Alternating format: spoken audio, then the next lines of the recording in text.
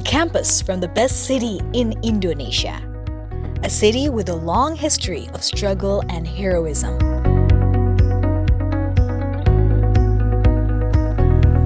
Welcome to Universitas Negeri Surabaya.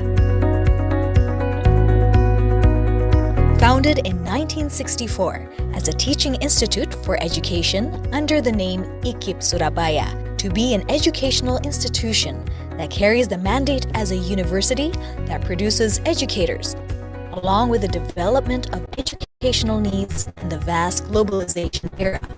UNESA maintains the spirit by establishing itself as a preservation of traditional arts, sports science, and inclusive services for people with disabilities.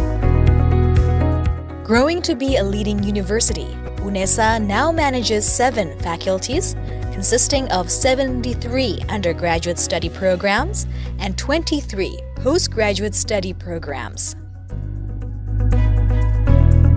Faculty of Sports Sciences.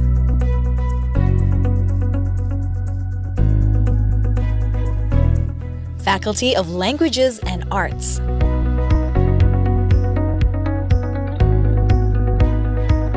Faculty of Education Sciences.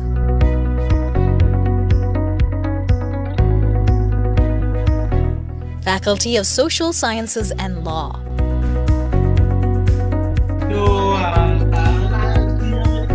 Faculty of Economics.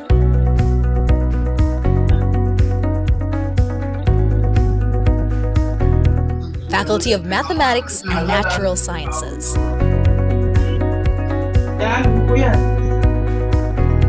Faculty of Engineering.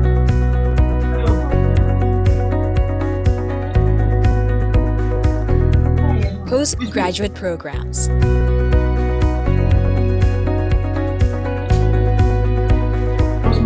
Managing 2 fields of study, education-based and non-educational study programs.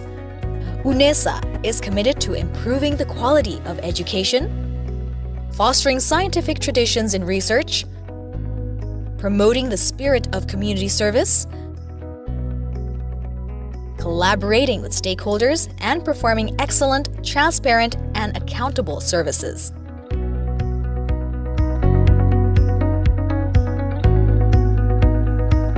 Assalamualaikum warahmatullahi wabarakatuh. Selamat datang di Universitas Negeri Surabaya. Di usia ke-56 tahun ini, kami dengan bangganya mengajak Anda untuk lebih dekat dan mengenal tentang UNESA.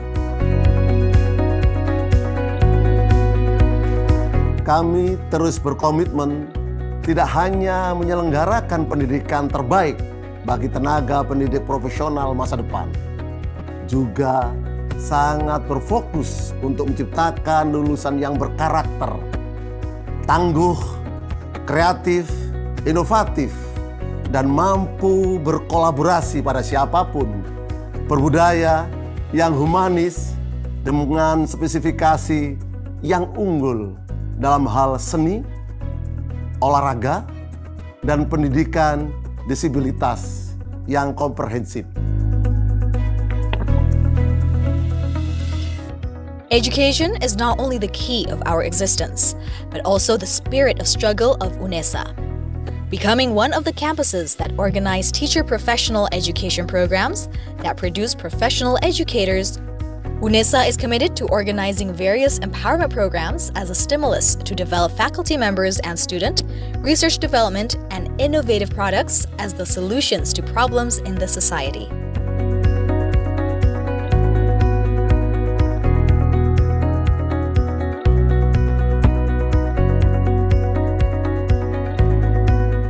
UNESA, House of Champions, a supportive ecosystem in producing competitive and well-qualified human resources with global perspective to compete on both national and international levels.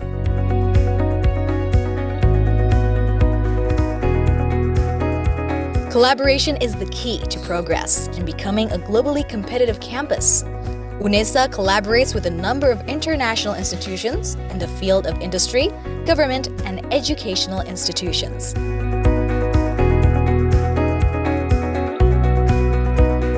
entire class with complete facilities as a space for developing students' interests, talents, and potential.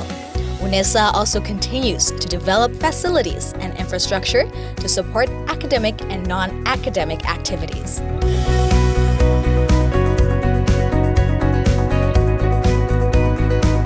Futsal International Sports Arena, Container Students Dormitory,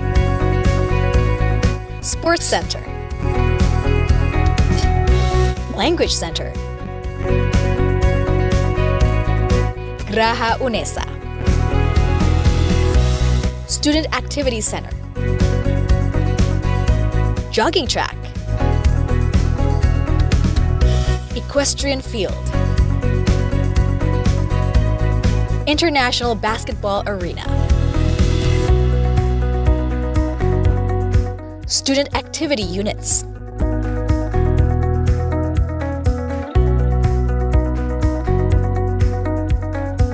Art Development,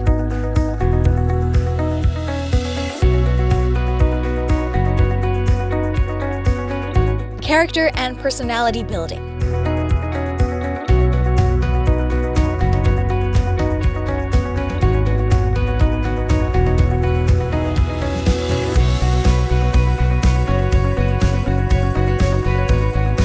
Sports,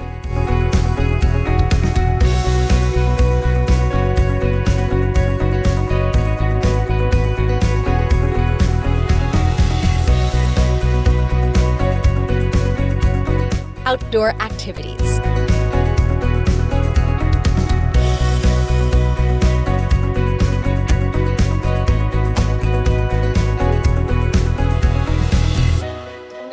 UNESA, UNESA, UNESA, UNESA, UNESA, UNESA, UNESA.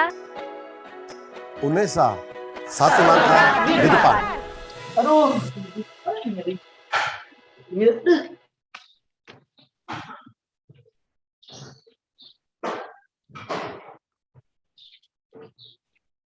Good morning from Surabaya, Indonesia.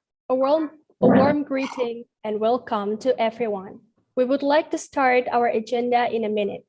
Please remain online and kindly switch your microphone to silent mode. You can also switch to speaker view instead of gallery view to better experience.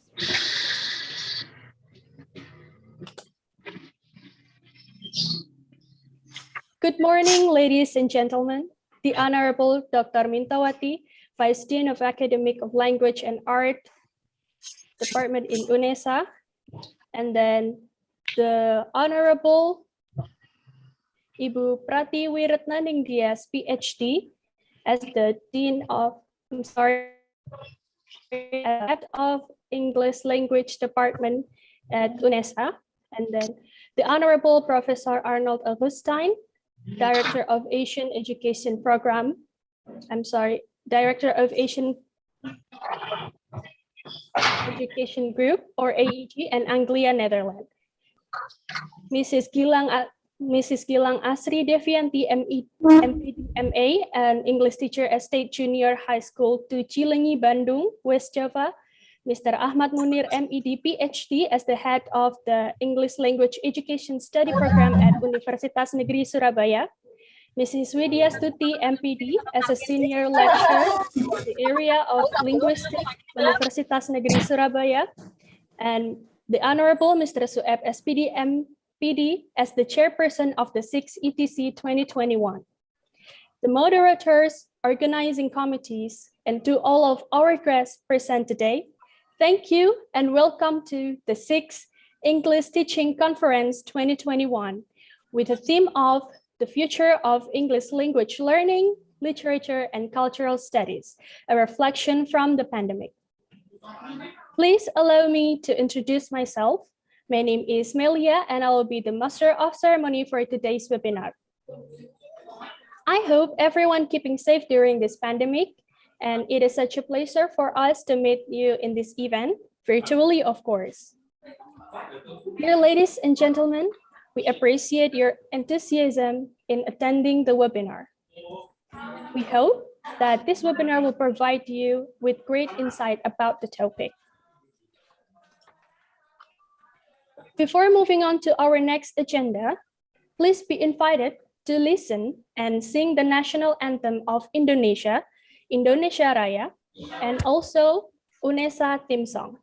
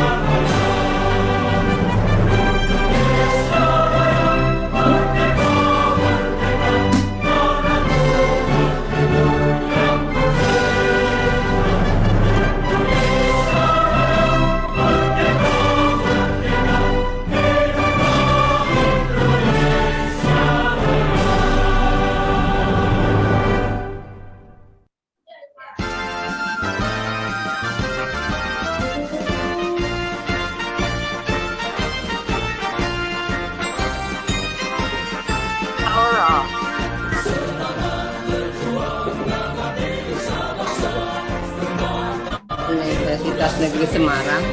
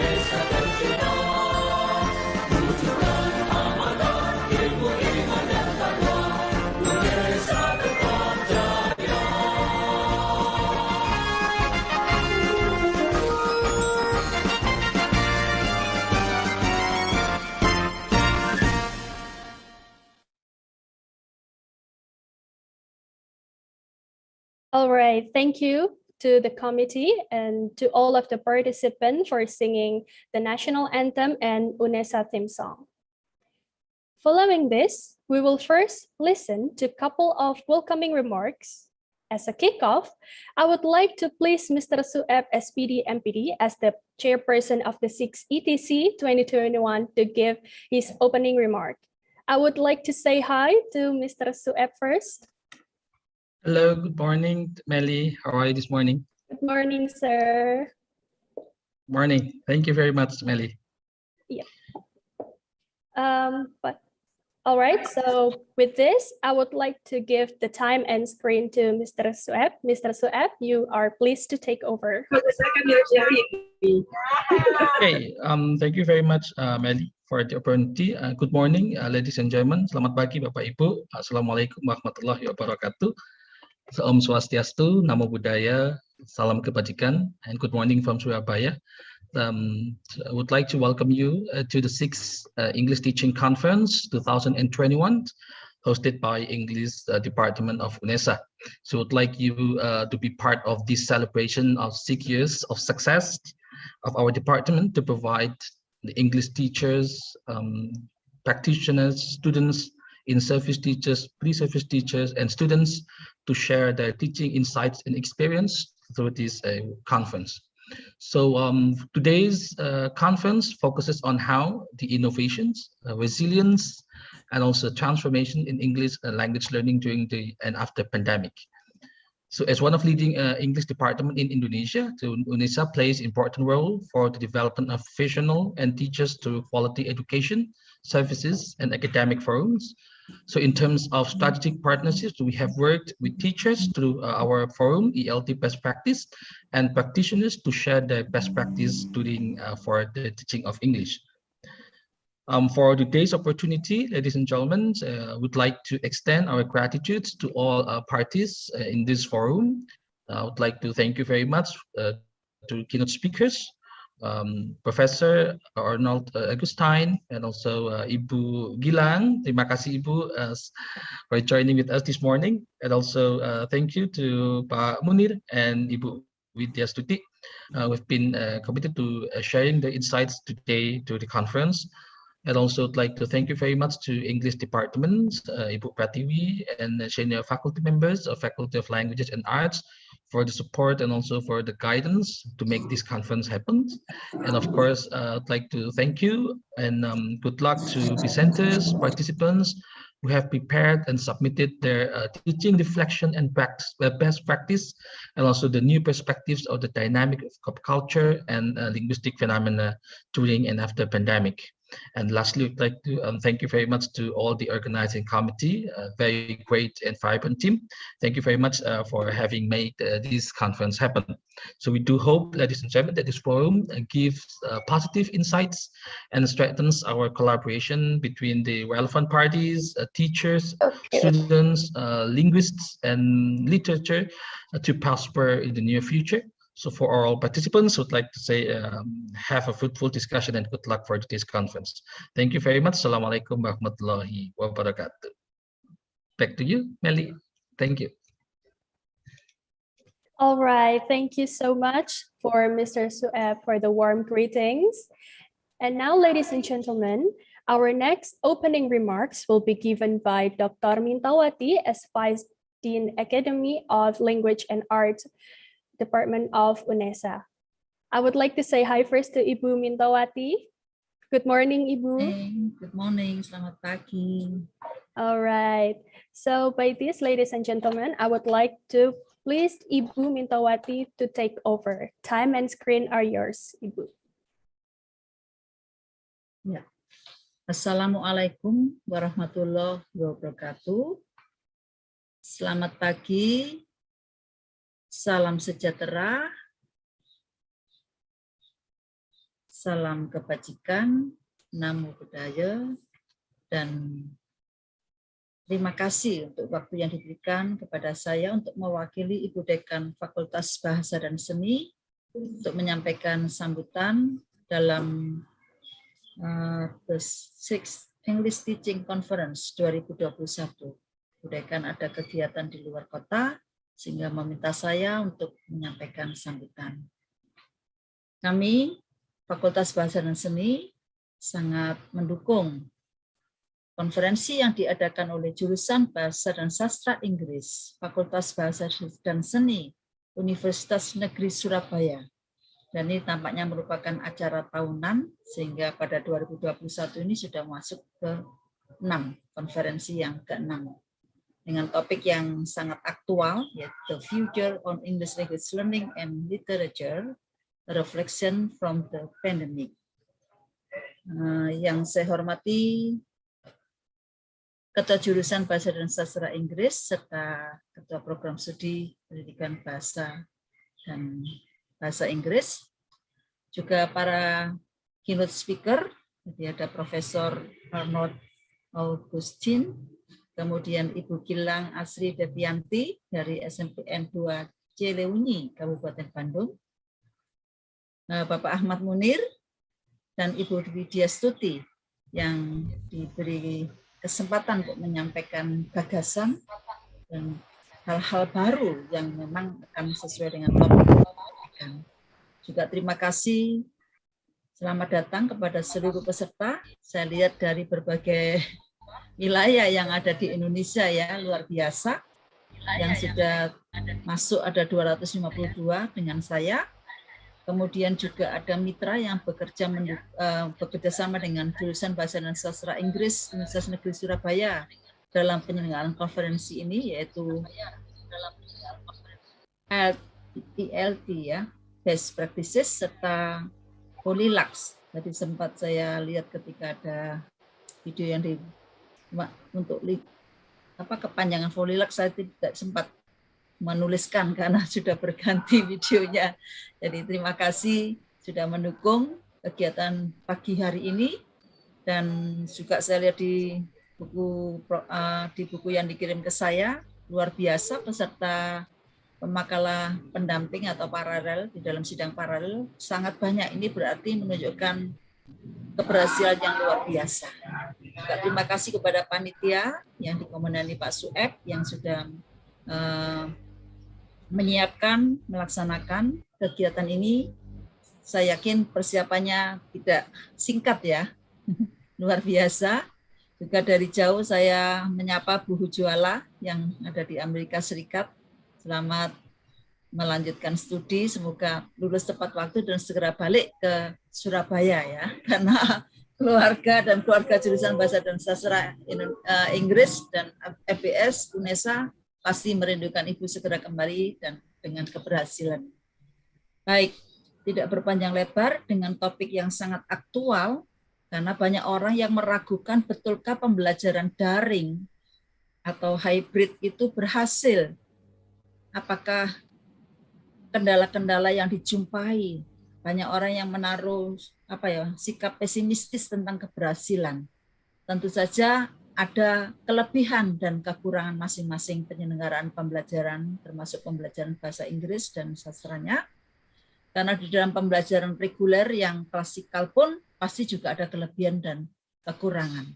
Tentu saja kita tidak berfokus pada kekurangannya, melainkan kekurangan yang ada itu kita upayakan untuk lebih baik lagi, sehingga pembelajaran itu tetap berhasil baik bagi para siswa atau mahasiswa maupun bagi kita sendiri sebagai seorang guru, seorang dosen yang terus berupaya merefleksikan diri sehingga apa yang kurang itu bisa kita perbaiki untuk pembelajaran ke depan.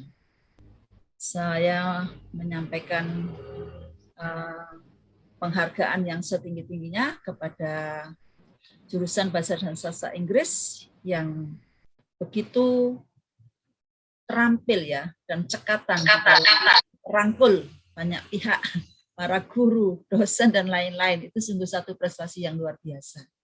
Menjalin mitra yang bisa bekerja sama untuk memajukan pembelajaran bahasa dan sastra Inggris di tingkat perguruan tinggi maupun di tingkat pendidikan dasar, baik menengah maupun dasar ya. Tidak berpanjang kata, saya menyampaikan bahwa dengan menyebut nama Tuhan Yang Maha Kuasa secara resmi, konferensi ke-6 pembelajaran bahasa Inggris dan sastra saya nyatakan dibuka. Selamat berseminar, berkonferensi, semoga apa yang dilakukan pada pagi hingga sore nanti bermanfaat bagi pembelajaran bahasa dan sastra Inggris. Terima kasih, selamat, dan sukses untuk semuanya. Akhir kata, wassalamualaikum warahmatullahi wabarakatuh. Saya kembalikan kepada pembawa acara. Waalaikumsalam warahmatullahi wabarakatuh. Thank you, Ibu Mintowati, for the warm greeting and also for opening today's conference. So, ladies and gentlemen, by Ibu Mintowati, we already opened today's webinar. But before that, I would like to thank all of the participants here, especially from West Java. I think the teachers and participants here from West Java are Ibu Gilang's fans, because there are a lot of enthusiasm in here. But I would also like to thanks to all of the participants outside the West Java too. But here, a lot of people I see from West Java. It's so exciting All right, ladies and gentlemen, and now before we continue, we will have a photo session first. So the photo session will be handled by the committee. To all of the participants, please turn on your camera. So you can turn your camera on and please be prepared. Give us a big smile. For all of the participants, you may turn your cameras on. Please, yep.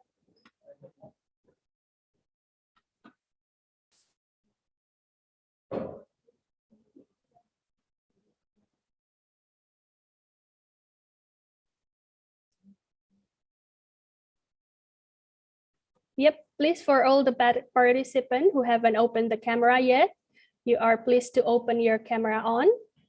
Please on cam and give us a very big smile and show us you're excited for today's webinar.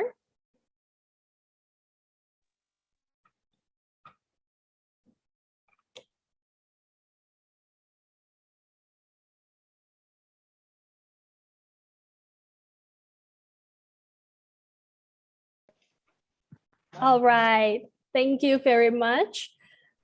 Okay, now we are finally going to dive into our main agenda. And today's first agenda will be the first general plenary session.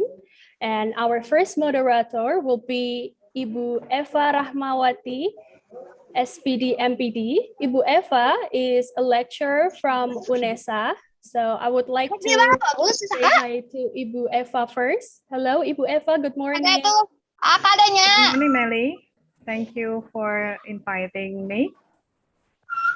Yep. Okay. With this, Ibu Eva will manage the webinar functionality throughout the event from now on.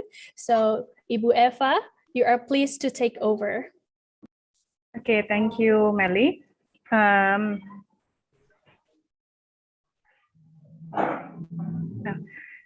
Good morning. Assalamualaikum warahmatullahi wabarakatuh. Ladies and gentlemen, welcome to the 6th English Teaching Conference 2021 with the main theme, the future of English language teaching and literature, reflection from the pandemic. My name is Eva Rahmawati and I will serve as your moderator for the first plenary session. Ladies and gentlemen, today we are honored to have the first two distinguished speakers, Ibu Gilang Asri Devianty and Ibu Widyastuti, who will share their expertise in English language teaching and translation. Good morning and welcome to our forum, Ibu Gilang and Ibu Widyastuti. It is a pleasure to have both of you here. Good morning. Morning. Okay, ladies and gentlemen, before we proceed with our first plenary session, allow me to both introduce and invite Ibu Gilang Asri Devianty to the main screen. Ibu Gilang Asri Devianty is a senior English teacher at SMPN 2 Cileunyi, Kabupaten Bandung. She is a well-rounded practitioner and academician in the field of English language teaching, with an undergraduate degree in ELT from Institut Keguruan and Ilmu Pendidikan IKIP Bandung, and a master degree in ELT from UPI Bandung. She has more than 25 years of experience as an English teacher, with an impressive accolades in the field. As a matter of fact, she is currently studying for another master degree in teaching English as a second language in Victoria University of Wellington, New Zealand. Today, as our keynote speaker, Ibu Gilang will share her knowledge and experience in her presentation entitled Activating Critical Thinking Process through Multi-Modal Literacies and Differentiated Learning, a revitalization of teaching effort to fight against students' learning loss. Very interesting indeed. Ibu Gilang, the screen and time is yours.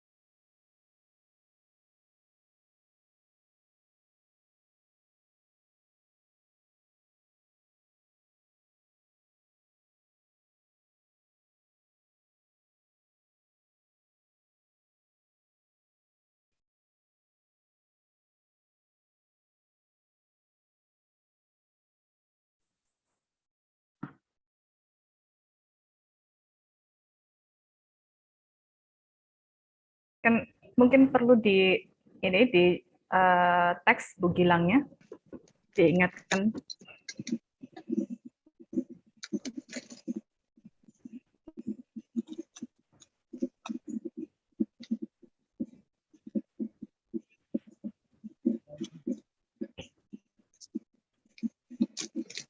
Walat lagi. Kakak keluar saya tadi. Pak Sueb, ada yang on mikrofon dari peserta. Assalamualaikum.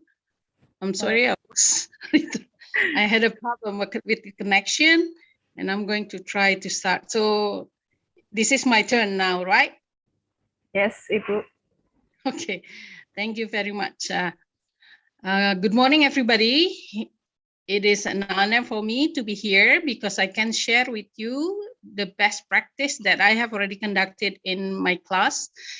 And from this best practice, I do hope that we can find some benefit or strengths that we can use in the next teaching learning process after the pandemic, I think.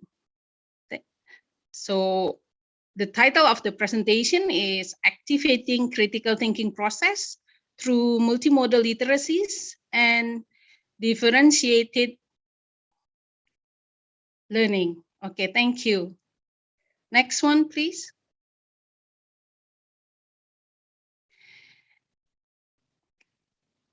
So from the very first time I had my online session, I tried to understand the situation at that time. I provided some questionnaire that the students, parents, and teachers filled in, and here are the result. When we are talking about the teaching online, the online teaching in the classroom, so every teacher, student, and parent, they say that everything is okay because the teaching and learning process have been conducted. And about the curriculum, they say that it is good. There is no problem with that, no complaint. However, through the time, we can see that the engagement was not quite good. Next one, please.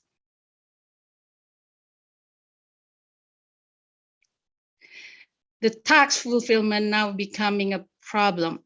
Students are considered to be lazy to submit the assignment. The question is that really so? And then the mastery of the English lesson itself becoming worse. Where is the problem? That is my question. Of course, the assessment is impacted also. The next one, please. When we are talking about the enjoyment of the learning,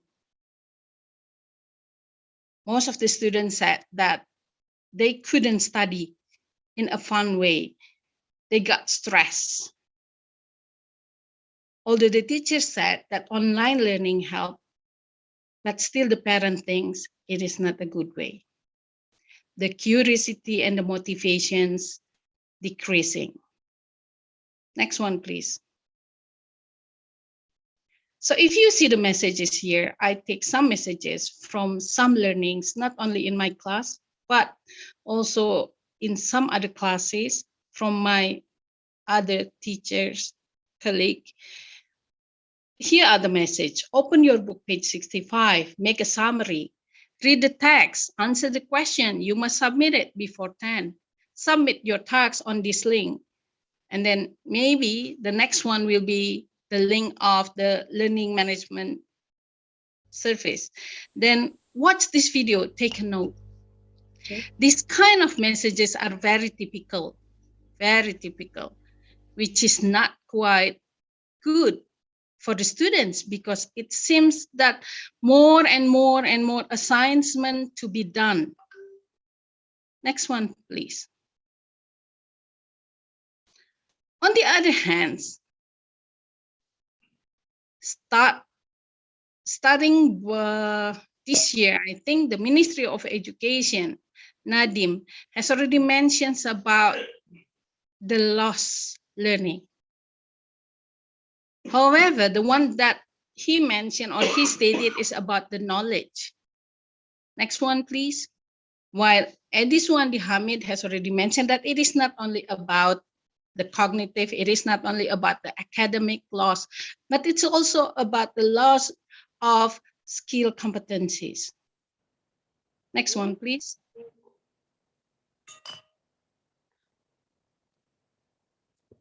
The next one said that loss learning covers not only the loss of cognitive knowledge, but also the living skill and social skills. So then, if we can see, the loss here can be divided into 4 types. The cognitive one or the academic one, and then the social interaction, the living skills, and the last one in a specific box is a meaningless learning. Why put it in a specific box? Because for the students, being online as an obligation.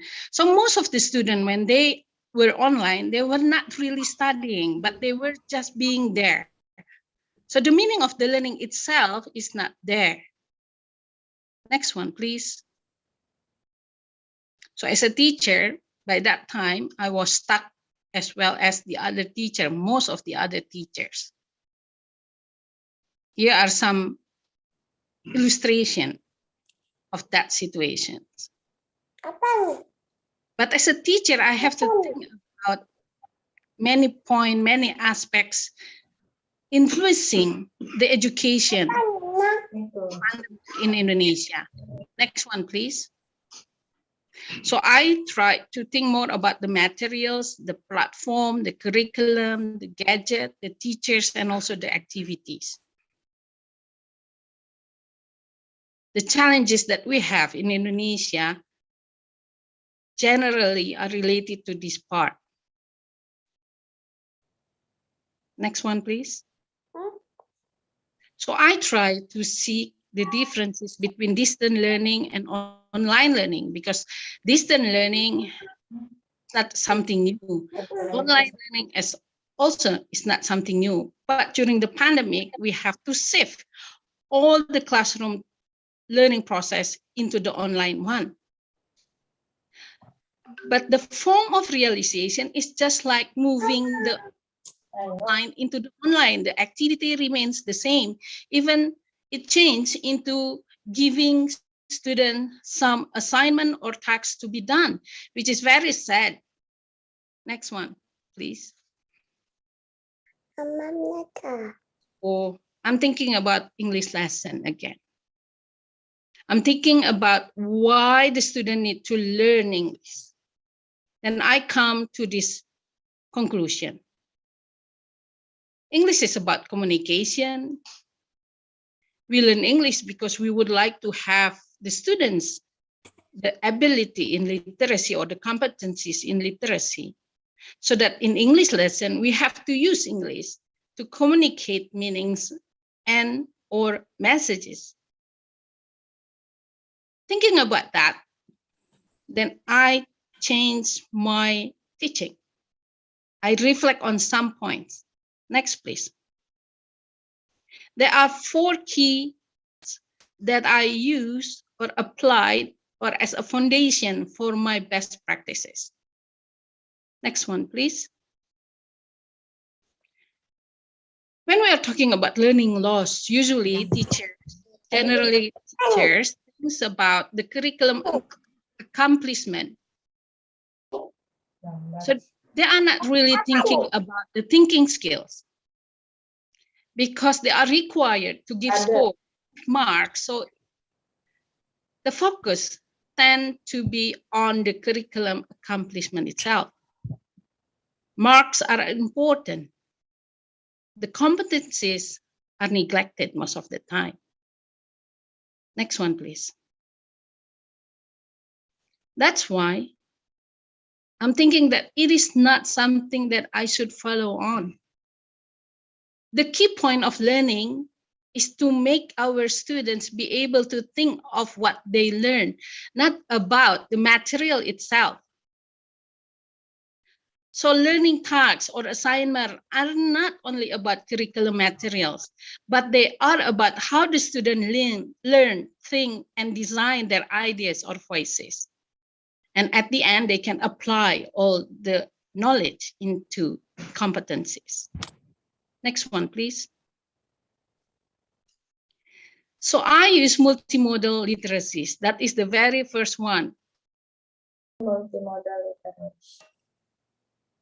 I use audio recording, I use videos, I use text and pictures. The start of online learning, most of the teacher focusing on giving the materials in the form of textbook or photo or PDF. But then the students kind of having had enough about that. So I need to think another ways as a teacher. So those are the one that I took. And we can put another types like the infographics, the advertisement, as long as they are the authentic materials which are suitable for our students. Next one, please. So then I'm thinking also about my students. They are not always the high achiever. Some are in the middle, some are in the low positions. So I have to think about them. I have to think also about the environment, the learning environment that they have. They mostly, they are helped only by their mother. They cannot ask the other members of the family. And what about their ability in using technology? Those are also the things that I have to be considered of. Next one, please. That's why, next one, please. That's why, no, previously, please. Okay. That's why I tried to redesign again my lesson. I will take the example of descriptive text. In the teaching stages, we can still apply any stage that is applicable to our class. However, in my teaching, I'm focusing not only about writing a descriptive text, or I would like my students to describe someone or something orally. I have another point that I would like the students to be able to, that is using English as the real ways of communication. That's why I use different types of learning sources.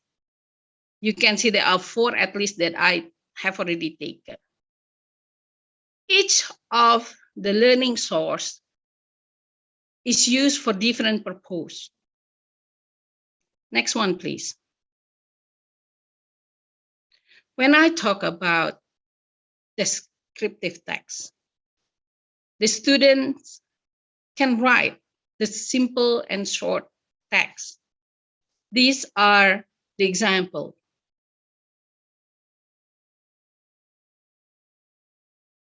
When I took another point, another example, I changed some names. And then I asked them not about the description itself, but I give something else. That is the question. What kind of person are they?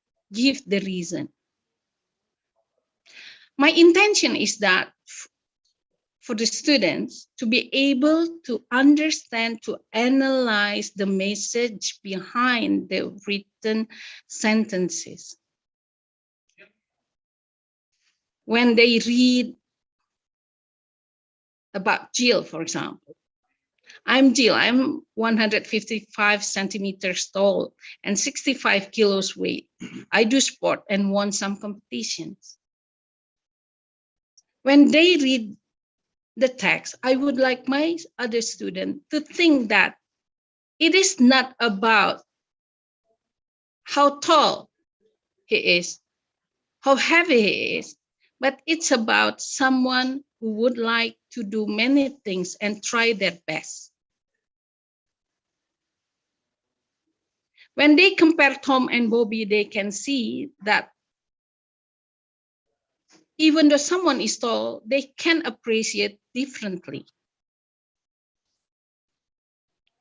When I ask this question, this is the additional target that I would like the student to be able to answer in English as the way of communication. Next one, please.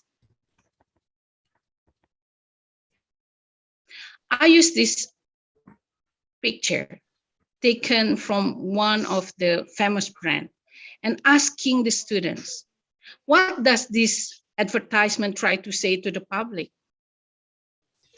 My focus is not about getting brighter, more white, but my focus is about the understanding for the students to know that having different kind of complexion is okay. Each of the type is beautiful. And the next point is that I would like my student to understand that they will have to read deeply, think critically about the message. Of course, I didn't work only with one pictures. There are series of pictures to be used, but that is one of the pictures that I use. The next one, please. After I showed them some pictures about people who try to be, say, having brighter color for their complexions, then I give them this picture with the text. It's about some ladies in China.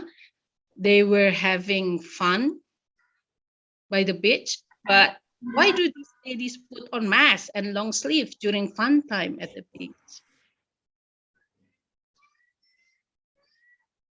My question is targeted to make the student think about themselves. Because nowadays, most of the ladies would like to have their complexion to be white, to be bright. They were influenced by the advertisement. The next one, please. Then at the end, as the final one, I give the students, my students, a video about this, about the new symbols of beauty for many ethnicities. My question, what are the characteristics of beautiful or handsome persons? I would like my student to derive a conclusion that there are many definitions of beauty and they are beautiful. The example that I take from the work of my students is this one. Could you please move to the next slide? At the very first time when I teach descriptive text, so the initial result that I would like to get from my student is like the first paragraph, the one which is blocked in yellow. Hello, I'm Daiva. And then about the height, the weight, and she mentions about her complexion. She added about her hair. So that is usually the basic typical descriptive text when a junior high school teacher would like to get their students to write. Some higher achiever, maybe they can write more, but let me take the example from my student. After going through the process, we are talking about the meaning of beauty and then the characteristic of being a beautiful or a handsome person. And also asking them about their own ideas about themselves. I have this one. You can read the complete one. That is the one folded in blue. Actually, I feel normal, not that beautiful, and that is okay. I still love myself. I'm grateful for this life as a gift, and I have no reason to feel inferior. That is the best.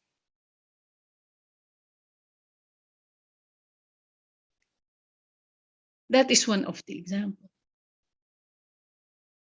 Of course, this kind of teaching is not an easy one. It takes time. You need to plan the series of stages. But I would like to get my student at the end to be able to make conclusions after they think hard about all the materials, all the process, all the hidden message. That's the one. And I can apply it also as well to another. The next one, please.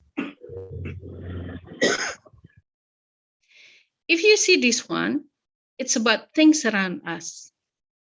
So I would like my student to think about the things that they have around them.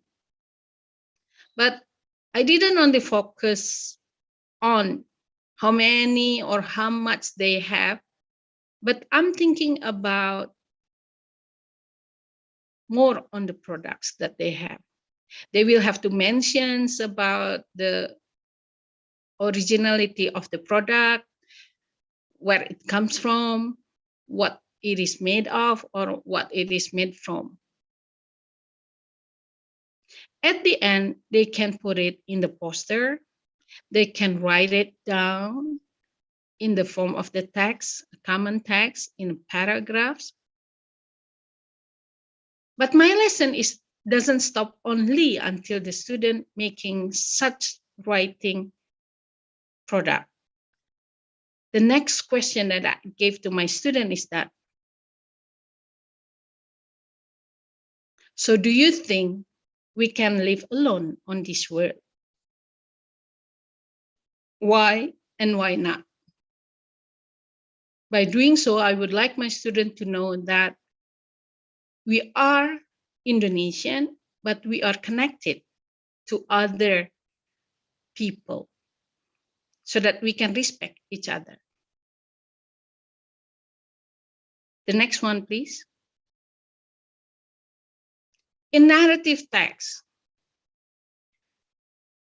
the use of multi-modal literacies and also the critical thinking is by asking my students not only to answer questions about the text, but I would like them to find other stories from another country or other countries that share similarities with the stories that they read from Indonesia. By doing so, I hope my student can get the value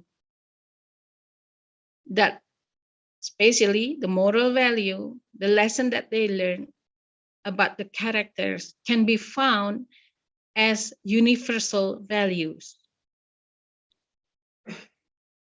Of course, there are some differences, but what I would like to get is that my student to know about that and they can understand the message in every stories so that they later on they can apply it in reality. When they see something different, they know that they can apply the knowledge, respect the others, embrace the differences. The next one, please.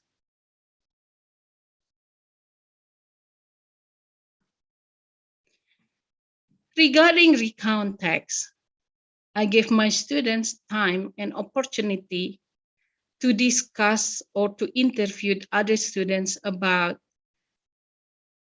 how did they finish one assignment. There were many discussions that the project was difficult. So from that one, I would like my students to tell me about what are the challenges, what are the problems. Previously, students will think that they were the only one who struggled. They didn't want to ask me in the WhatsApp group, for example, when they had a problem. But by doing this one, then they know they were not the only ones fighting and struggling to deal with the problems. Then after that, they can make the report. And one of the students choose to report it in the form of video. The next one, please. After the application of using the multimodal literacies, I can see that some changes quite significant, especially about the engagement, the one that I dealt with mostly. You can imagine, I think most of the teacher here sending a message to the WhatsApp group to the students, asking them to join the virtual meeting or asking them to read, and then only few students responded or gave answer. It was so frustrating, of course, for the teachers. So that's why for me, the engagement signs positive things. The next one, please. Although for the assessment, there were not significant changes, but I really love when I saw that the task fulfillment were quite high. For English mastery themselves, for some students, they were quite good, but for some other, they are still struggling. I can see that mostly during the online learning for Indonesian students, they had a problem really with the structures in the sense of using or applying the pattern or the rules into the real activity. The next one, please. So here are the results. The last one that motivates me, that really encouraged me and drives me to believe that by activating the critical thinking process, by using the multimodal literacies and embracing differentiated learning, the learning process runs. The students mastered the competencies for their own thinking, which is very good, which is needed in their life. It is not only about finishing the task or the assignment, but it is about how they think, how they view the lesson.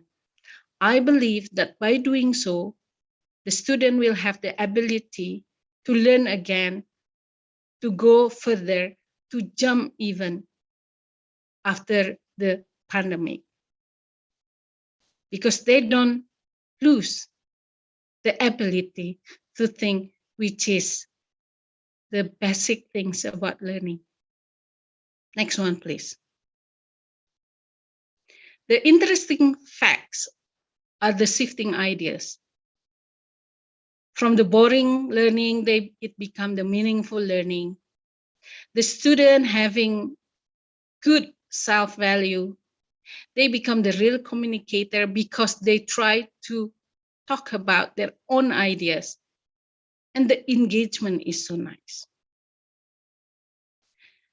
First year of being a class teachers, the student complain, I have many friends, but now they say, I have so many friends in school because they meet the other students, although virtually, they communicate. And there is one parent who have already give her own thoughts about this. So I do hope that they can be the competencies that will enable our students to fight the learning loss. The next one, please. Next one, please. That will be all from me. My key point is about the ability to think is important. The ability to think critically is needed. But to use the ability of thinking critically drives the student's self-learning. That's why as a teacher, we have to find solution And the solution for me is trying to activate the critical skill by using multimodal literacies and embracing the differentiated learning. That will be all, everybody. Thank you very much. Wassalamualaikum warahmatullahi wabarakatuh. Waalaikumsalam warahmatullahi wabarakatuh. Thank you, Ibu Gilang, for the very engaging presentation. Ladies and gentlemen, indeed, it is very important to address the multifaceted profile of learning loss, especially during the pandemic, also about fostering critical thinking skills to students to make learning more meaningful, not just about academic gain, but also about social gain.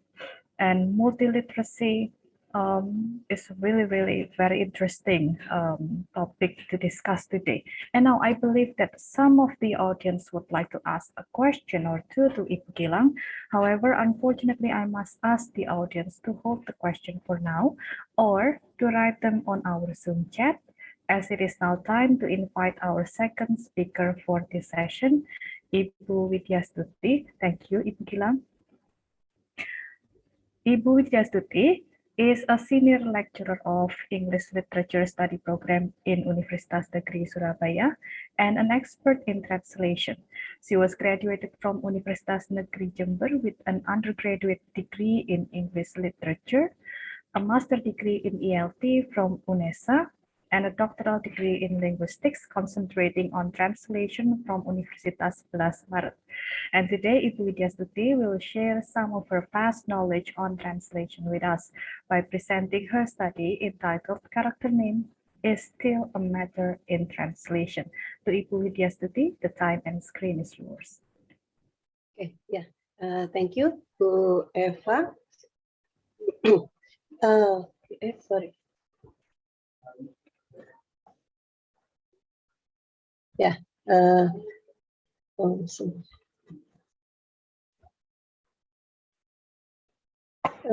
Okay. Good morning, everybody. Yeah, I remember. Yeah, the years. Yeah, the years was my examination. Yeah, of doctoral dissertation, and today, yeah, I'm here. Yeah. Yeah, honestly, that I can, yeah, I can say no to the committee. The committee, yeah, asked me to be one of the speakers, yeah, of this conference. Yeah, I remember because I'm the only one that it's kind of the dissemination dissertation. Yeah, that it is our department tradition. Yeah, to disseminate dissertation in the academic forum. Yeah. So yeah, I was appreciated from this. Yeah, I remember that 4 days before, yeah, a year, exactly in 16 November 2020. Yeah, right. Yeah, allow me to read a beginning part of the story. It was a beautiful morning in Corona. Everyone was enjoying the day. Everyone, that is, except the captain of the guard, Maximus. Max was hard at work patrolling the streets for troublemakers and evildoers. Is it just me, or does Max look strange? Flynn asked Rapunzel as they strolled through town. Rapunzel studied Max. He had dark circles under his eyes, and his normally neat mane was messy. You are right, she said. He looks like he hasn't slept in weeks.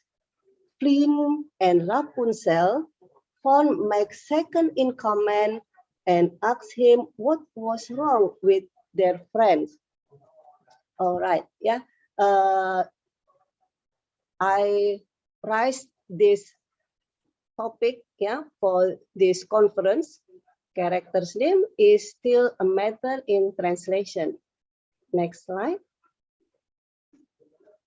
Yeah, since it is about the translation, it refers to kind of on the analogy of twin.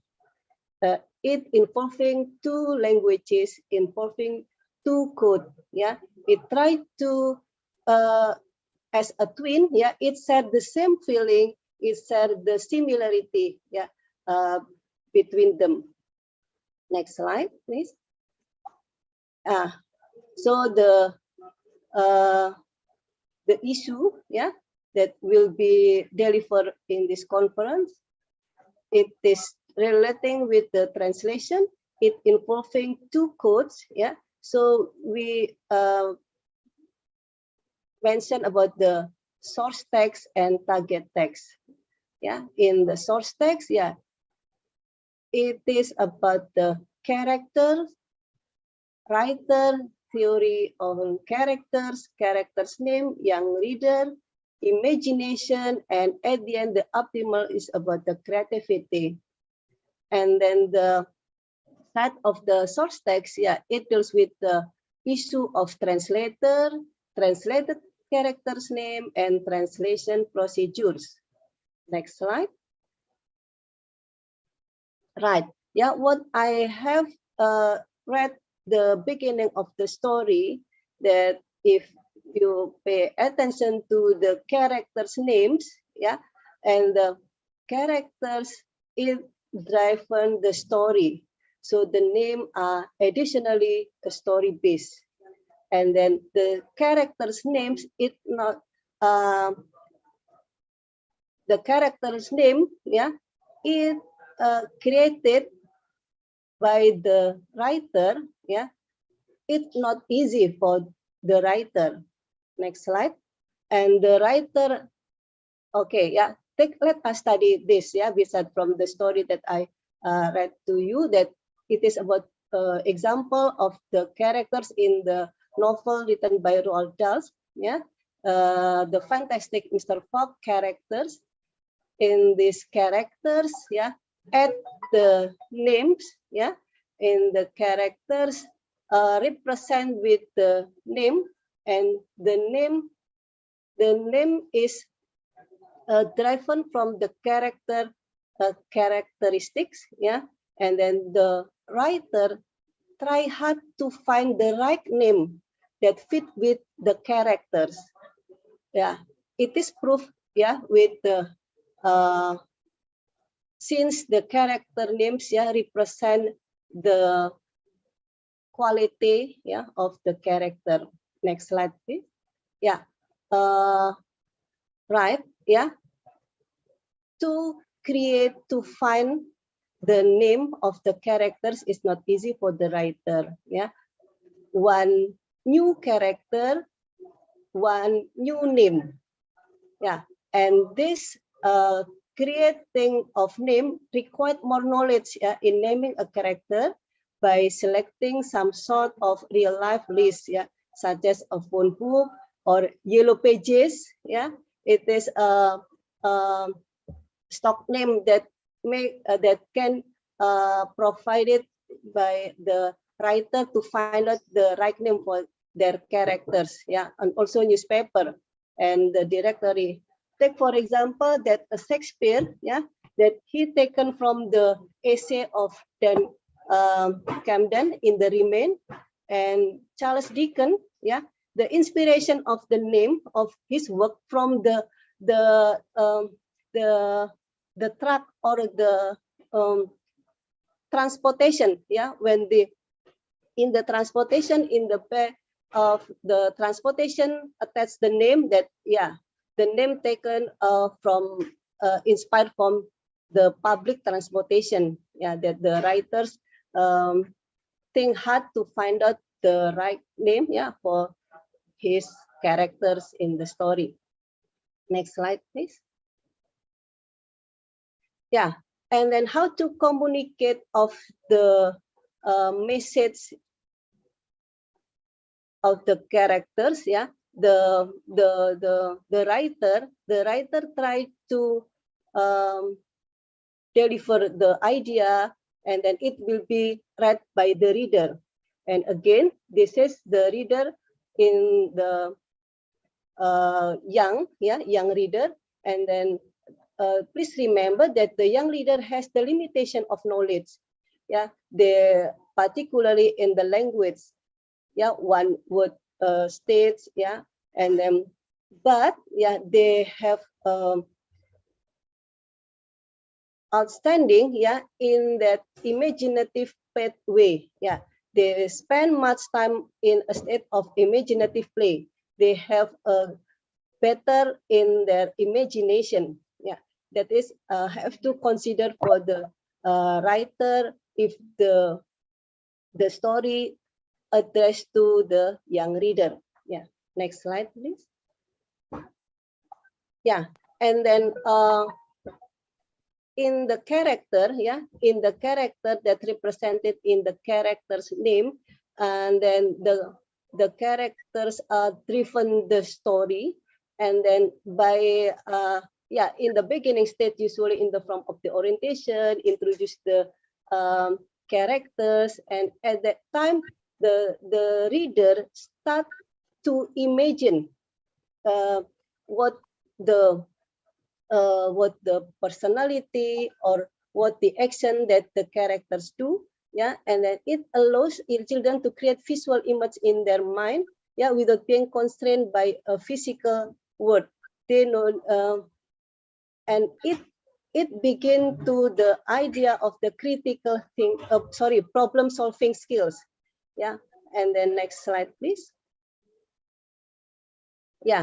And then at the end, by facilitating imaginative way, facilitating a space to reader capacity of the imaginative, and this is they have the potential to be a creative, because that the use of imaginative pathway is about the feeling and action as well. It can stimulate the students, the reader creativity. Next, please. And then it is about the processing, the processing of creativity that occur in the source text, that how the writer communicate his message through the character's name, and then how it is enjoyed or received by the reader, and when it rendering to the target text, what happened there? Let's move. Next slide. It is begin with this kind of snake and ladder. There is some stages there, and then what's the matter in the translated character name? And then for the it represent of the reader, the target reader, help me to find my enjoyable reading. Is it the how the feeling, how the excitement that experienced by the source text? It is hope that can be same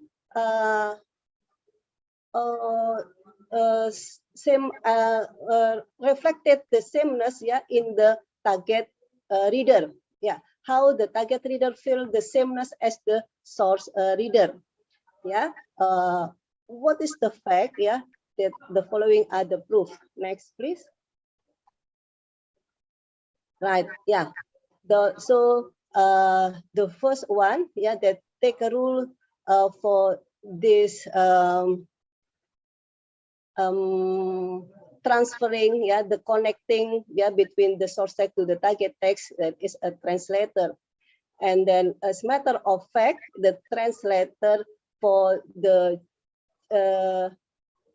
children literature, a copy character names, from English into Indonesian, in which target young reader, they will less immerse emotionally and lack of imaginatively toward the characters in the reading process.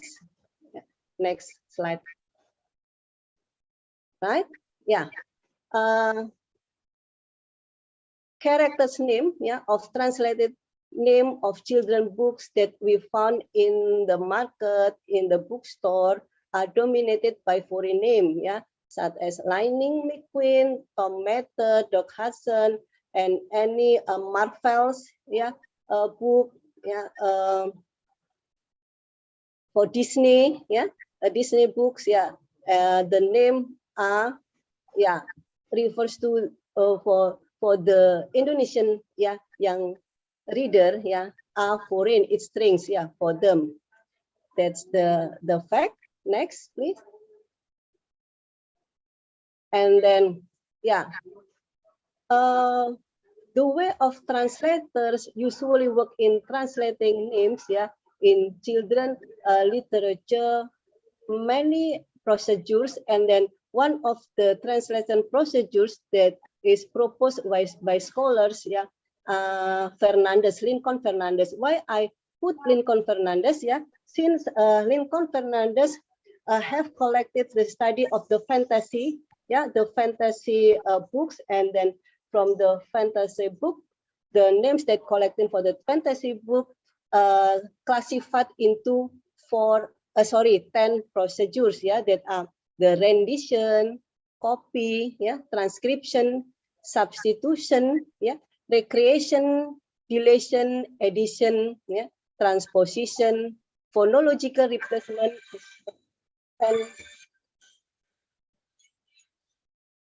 and conventionality. Yeah, these are translation procedures that proposed by Fernandez. Yeah, there are 10 translation procedures. Yeah, in rendering names. Next, please. Yeah, from the result of my dissertation, yeah, from 23 children books, yeah, it is found that the translation procedures that apply by translator, yeah, you can see from this graph that the dominant with the copy, yeah, that's only copy put in the first place, yeah, and then the following with the rendition, and then only small numbers, yeah, for other procedures, yeah, and then what does it mean? Yeah, so next slide, please. Right, yeah, and it being the impact into translation shift, since the technique dominant with the copy, and then it bring the impact to the message that delivered by the source text into the target text are unequivalent, yeah. In the fictitious name, yeah, for the names, in the names, many types of the names, yeah, like a by name, nickname, hyponym, yeah, pseudonym, types of the character names, and then appellative, yeah, and username, and then from the result of the study shown that the function, yeah, are shift, yeah, the left one is the source text and the right one is the target text, and then let us see that the shift in a function of a character, that there are 4 functions of character that proposed by Azim, yeah, that are for ornament, just for fun, yeah, that the character's name created that contain a humor for jokes, yeah, it has no any not semantically loaded, yeah, but it is for the making the kind of phonotactic, yeah, phonological, like a play word. And then for the second meaning of the characters, that is to deliver a message, yeah, that is to be a secretary, that is it telling, yeah, telling something. And then the third type of the character, it only as the listener, yeah. And the fourth, it is about the critical thinker, that is it is the in the character name, yeah, contain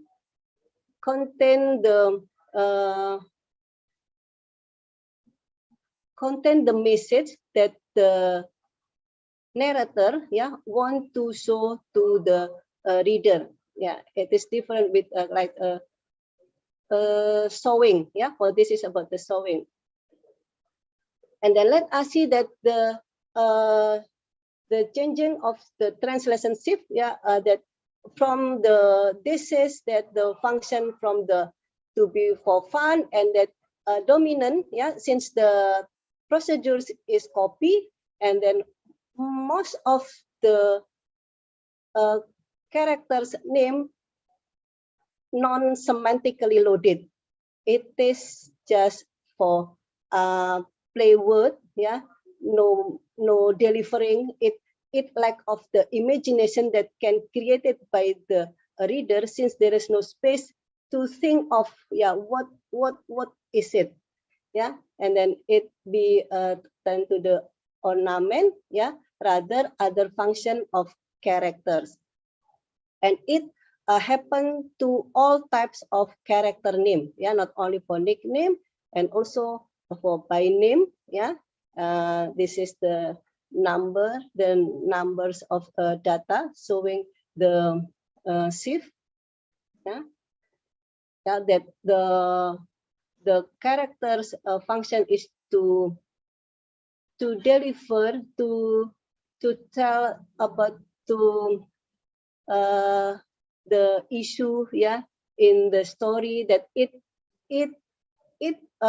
brings the storyline, yeah. It gives information about the storyline, about the plot of the story that in the secretary, but it cannot find in the translated character name. Yeah, next please.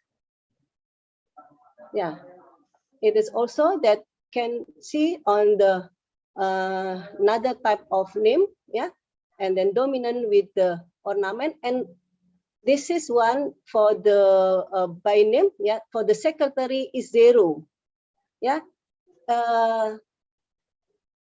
These three types of character name have rules, yeah, in developing the story, but it was missing in the translated target name, yeah, since, yeah, the name unmotivated, yeah, and this only being ornament, yeah. And then for the pseudonym, yeah, all are ornament, and also, yeah, for the appellative, yeah, being ornament. Yeah, next slide. Yeah, so we can draw the procedures, yeah, in the stimulating creativity in naming a character is still begin from the characters, yeah, the characters in the story that driven the plot of the story, and the writer, yeah, the writer decide the characters first, yeah, rather the name. After the character decide the characters, yeah, after the writer decide the characters, then character's name is created, yeah, and the character names is created, and then this created of the character's name will be, and then to communicate between a writer and the young reader, yeah, through the character names. And in the beginning state, the reader can predict, yeah, what the story, yeah, will develop, yeah, since in the beginning of the story, the writer has introduced, yeah, the characters there, yeah, through the name, and then it can, yeah, again, yeah, it can stimulate the reader to imagine, yeah, to imagine about the feeling, about the action, yeah, and it involving emotionally and imaginatively, and then it will, yeah, at the end that it will can facilitate them to be creative. Yeah. The next slide, please.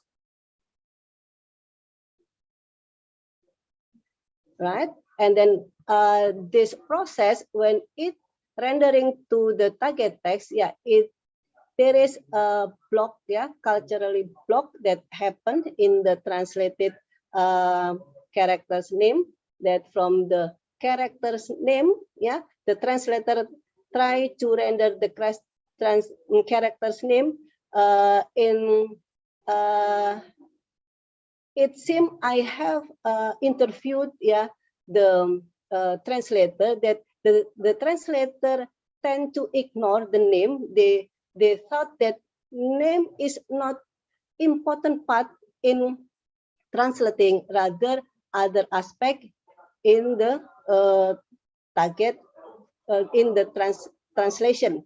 Yeah, they say that they tend to copy, yeah, because what is in a name is a name is not something, name is not represent of the characters that they so why it happened, yeah.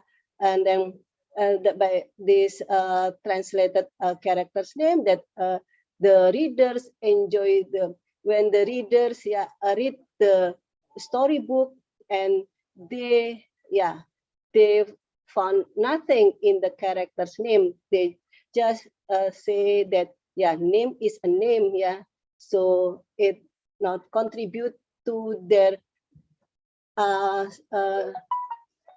planet of the imagination. That is a lock. The imagination is locked, and as a consequently, yeah, the opportunity to open that creativity also, yeah, no space for the creativity since the imagination is blurred.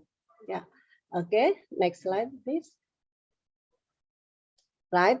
By doing so, that, yeah, and the beginning states, yeah, it analogy as the twin, identical twin, yeah, and when in the process, yeah, in the process it's not identical anymore, yeah, since it terminal oriented to the source text, yeah, and then the we put it that it is kind of the foreignization, yeah, orientation, that one the source text can enjoy, on the other hand the target text not feel the same feeling as the target text reader enthusiastic and enjoyable of the reading.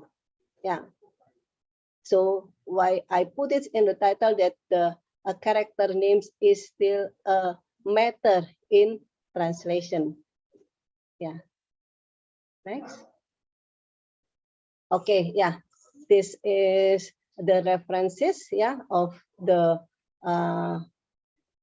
article. Yeah. And then next. Yeah. Okay. Yeah. That's all. I know that. Yeah. Maybe the question, yeah, from you, and I want, yeah, I want to let you, yeah, that I will address as many as I can, yeah, in the time that we have today. Yeah. Thank you. Thank you, Ibu Widyastuti. What a valuable insight for practitioners in translation, especially those who concentrate on translation for children books, on how to make translated children books more engaging for their target audience, and how to make the translated works more relatable for children. Okay, now, ladies and gentlemen, also our distinguished speakers, Ibu Gilang and Ibu Widyastuti, it is time for us to invite the audience to ask their questions to the keynote speakers.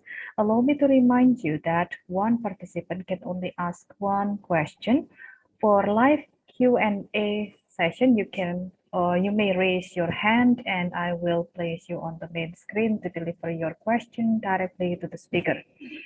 Please mention your name and affiliation before you deliver your question. And while for the questions submitted via Zoom chat, the committee will choose 4 questions to be discussed live in the Zoom.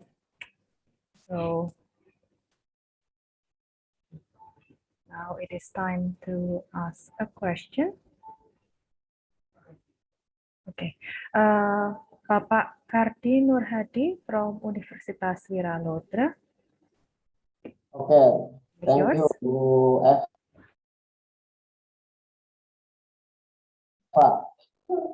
My name is Kardi Nurhadi from Universitas Wiralodra. Well, it is great presentation to both of speakers today. But my question is addressed to Bu Gilang.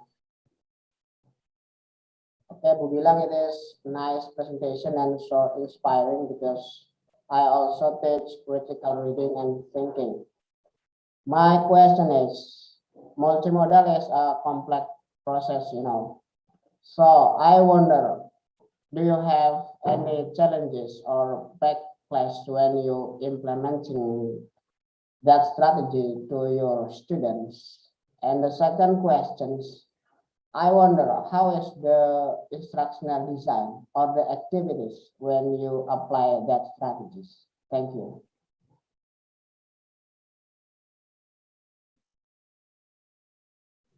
That's all, Bu Eva. Thank you, Bapak Kardi Nurhadi from Universitas Wiralodra. Your question to Ibu Gilang, do you have challenges while implementing multimodal strategy, and how do you incorporate this multimodal strategy into your lesson plan?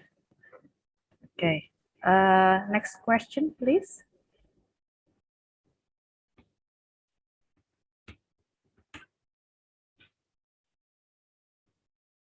Right. Zakiatul Hamidah. Yes, ma'am. Okay. Good morning, ladies and gentlemen. Thank you for Bu Gilang and Bu Widyastuti for the explanation. That's such a great material that I've got from both of you. And in this time, my name is Zakiatul Hamidah Asagung. I'm from UNESA. And I would like to ask Bu Gilang. Yeah. Bu Gilang, as a teacher, where do we have to start preparing ourselves to implement the literacy practice in the classroom? Yeah, that's my question. Thank you very much. Assalamualaikum warahmatullahi wabarakatuh. Okay, thank you. Waalaikumsalam warahmatullahi wabarakatuh. Zakia from UNESA. Okay, your question is, where should we start when we wish to implement multimodal strategy? Correct? Yes, ma'am. Okay, and this is to Bu Gilang.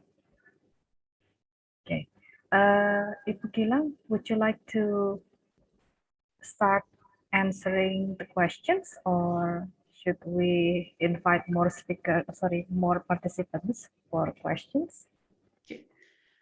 First of all, I really would like to thank Pak Kandi and Ibu Zakia for the questions so that I can share more, because 20 minutes is so short. Okay. Indeed, it is. So I can understand that there are some questions because it is a practical thing. So Pak Kandi asked me about the challenges and the strategies. Actually, as I have already mentioned in my presentation, Pak Kandi, one of the challenges is about the time and also the planning.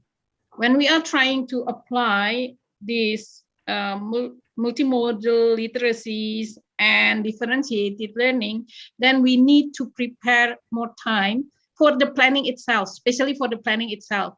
And it has something to do with Ms. Zakia's questions about where do we start the literacy practice.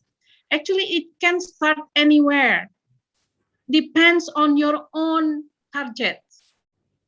The one that I have already provided, like the one about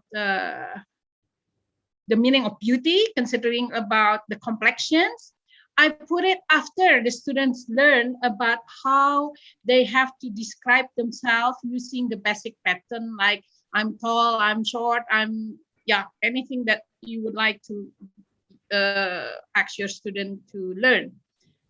But then if you would like to put it in another way, before you are talking about the structure, the pattern of the sentences used in learning descriptive text, then you can show the picture first. It will lead the student's mind about the beauty of the meaning of beauty, the sense of beauty for themselves. So it actually triggers as well the critical thinking. So the most important thing is that the planning. So you can put it anywhere, even in the middle. But one thing for sure is that if you apply it in the real classroom, you will have to give also the students the ability to create the sentences. As you can see, my students' work were not also 100% perfect, but it's quite okay. It's about the communication, as long as they can communicate their ideas. The strategies, the key important, Pak Kardi, for the strategies is the use of questions. We have to plan the question one by one so that the students can go to the end target. So it is a very long preparation. When I try to design, usually I will spend time looking for the picture. What should I do? How do I relate one form of literacy to another so that it can link? That is one of the strategies. That's why my instructional design may be a little bit different, because I will put not like the one as the common teachers know, like pembukaan, pendahuluan, and then kegiatan inti, the core activities, just like that. But I will do a different thing. I will do what is the question that I have to give to my student, which one that I have to use. So that is the key important thing. However, I would like to talk about the support, not only about the challenges.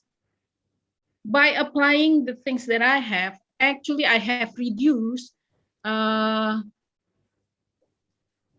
not reduce, I would say I give priority to some point. Which one should I teach first, Pak Kardi? So I didn't teach all, but I would like my student to know and to be good at something. And the support that I got is that from my headmaster, from my curriculum vice principal, from my colleague, the English teachers, and specifically from the parents.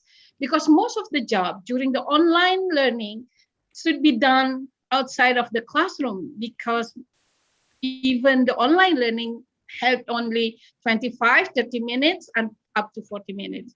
And alhamdulillah, the parents, after they know about the additional content of that, they support me, because they see that from the attendance previously in the previous year, and now when they study with me, it increases. That will be the one. Thank you, WFA. Thank you. Thank you, Gilang, for the insight and for the detailed explanation. I believe Pak Kardi and Ibu Zakia will be even more interested into implementing or adopting the strategy. Okay, next on. Next on, we have Ibu Wujuala Rika Ayu. Ibu Wujuala, yes. Thank you. Thank you very much, Bu Eva.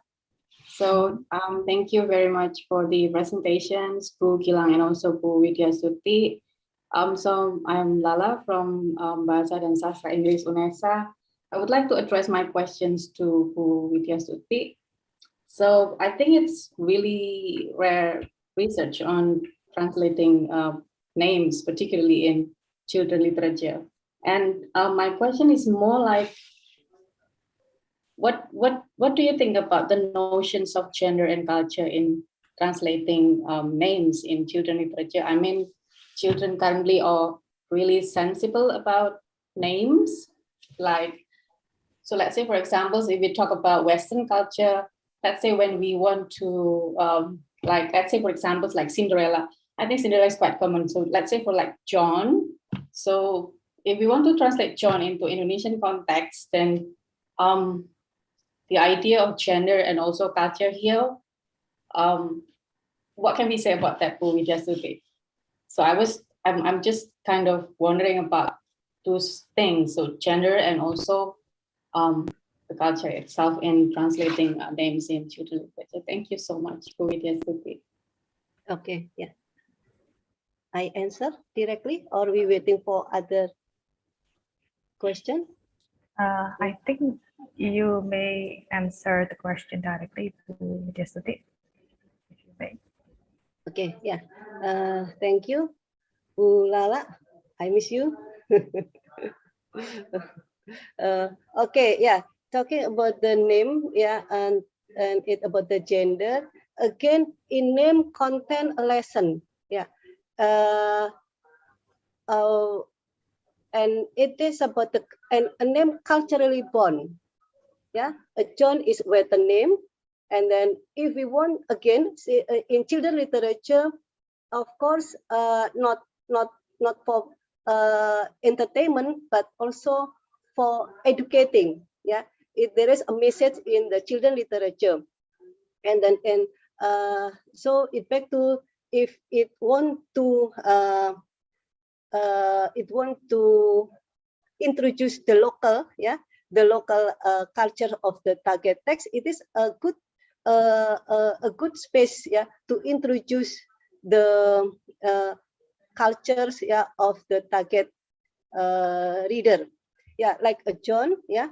In many Western cultures, they not copy or borrowing the name John. They will translate the John into for example, I'm sorry, I forgot that the name in the German, not John, but being the, sorry, yeah, translated into the local name of the countries, yeah, like it is kind of the cognate, Bu Lala, cognate names. So every nation has the universal, yeah, the universal name for the same meaning. Take for example a John, and then it become Hans. Yeah, Bu Lala, that the name John become Hans in another country. Yeah, so that's the matter in Indonesia, that in the past, yeah, in the past that when any a policy for the government that they have to localize the name. They avoid of Western name, foreign name. It not allowed, yeah, in the past government. So the name is kind of become the Indonesian name, yeah, like characters in the Doraemon, yeah, Doraemon, yeah, Doraemon is it the name of the local name of the yeah, sorry, I forget the name. That is the name become Indonesian name. Yeah, it is that it is possible. Yeah, it possible to translate the name that it is Western sound become Indonesian name. Yeah, so we try to like for John it became the John is equal with the Ahmad. Yeah. Yeah, so a Tom become a Tommy. Yeah, so it is a how the good, yeah, goodwill, yeah, for the, yeah, first from the government, yeah, because the translator again it not freely, yeah, because it is kind of the a policy that whether they freely to translate of the name to the Indonesian, yeah, so we can like a French book, yeah, the local, the children book that it not sorry, yeah, ada bukunya, ya, it become Namaku Tini. It is the translated book from the French book. By I don't know why from the English book not freely to translate the name into local name. Yeah, from the French, the name of my name Nadine, for example, and it become Namaku Tini. Is it very local name? Yeah, so it not what is it? We have the freedom to translate the name into the local name, to introduce the local name. Yeah, that it happened in the past. Yeah, buku-buku lama itu the story to be Indonesian, yeah, rather Western name. And then we try, and from the name, yeah, for the gender, like Cinderella, it become Upi Abu in the past. Yeah, but now back to when we try to see the old books, yeah, the old storybook, it become Upi Abu, and now become again the name is Cinderella. That's all, Bu Lala. All right. Thank you, Ibu Widyastuti, for the explanation. Bapak Ibu, ladies and gentlemen in the audience, I believe that most of you here would like to ask more questions or even to have a longer Q&A session. But unfortunately, as we have very limited time, we are forced to shorten the Q&A session. But there are also some questions in the chat room that we haven't had the time to address. We haven't had a chance to address. Some of them would be from Ibu Raras, from UNESA. This is for Bu Gilang. Bu Gilang, I'd like to know your opinion about learning loss. Is it possible that the learners have little or no understanding because the teacher only spoon feeds them, or the teacher only gives them the materials without facilitating learning in the classroom? Then also there is another question for Puwit. What triggered you to investigate names? Names are taken for granted, but they turned out to be valuable. Indeed it is. There is also another question to Ibu Gilang from Alia Rohani Fadilah, Universitas Negeri Surabaya. Thank you for your great presentation, and based on that, may I ask a question, how to get involved or how to involve the parents into the students' learning? Yeah. That's all, Eva. Yeah, the students' learning, and there are also more questions, other questions also. But unfortunately, due to the limited time, it wouldn't be possible to discuss all of them here. But maybe Bu Gilang could give your contact email to the chat room, so that if the audience wish to contact you for related to this question, then they may directly email you. Okay. Thank you, Bu Gilang and Ibu Widyastuti, for the very engaging session today, this morning. We do hope that we could have a longer session, but Alice, we have to return to the MC. So for now, thank you for the presentations and for the Q&A. I would like to return the session to our Master of Ceremony. Thank you, Gilang and Bu Widyastuti. Thank you, Ibu Eva, and thank you all. I hope everything that I have already shared can be acknowledged. Thank you. All right, thank you to Ibu Eva for moderating the general plenary session for the first general plenary session. And I would like to thank the wonderful speakers too, and for all of the audience that have been participate in the Q&A session. And for now, ladies and gentlemen, before we're moving on, we will give you the present or attendance list or attendance form in the chat box. So please check your chat box there and then click to the attendance list. I will give you around 2 minutes to fill the attendance list. And I would like to give you a brief explanation about what we are going to do after this. So there will be general parallel session 1. But before that, I would like to give information.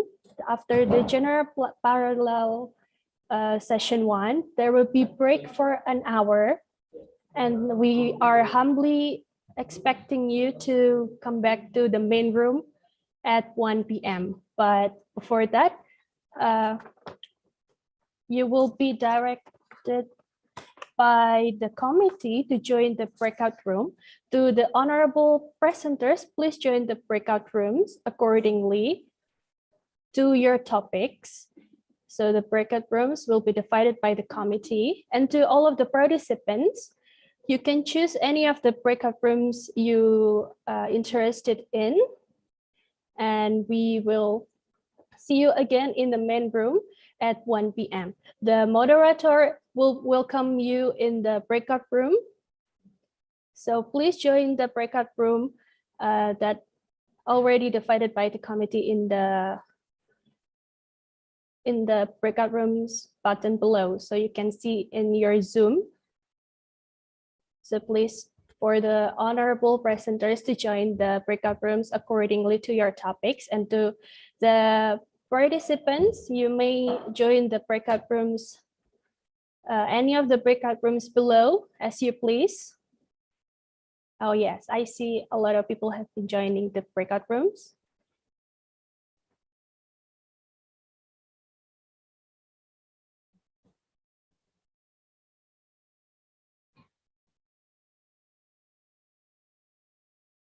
Yep, please to all of the participants to join the breakout rooms.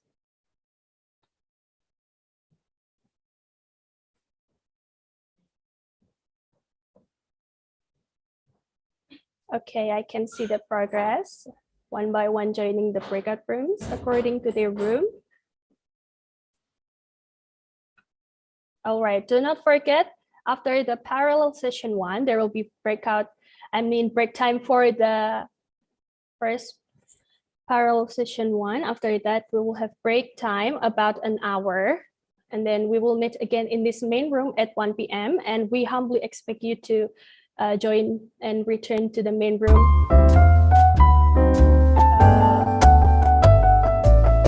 We hope that you will have a fruitful discussion in the parallel session, and we will see you again in the main room at 1 p.m.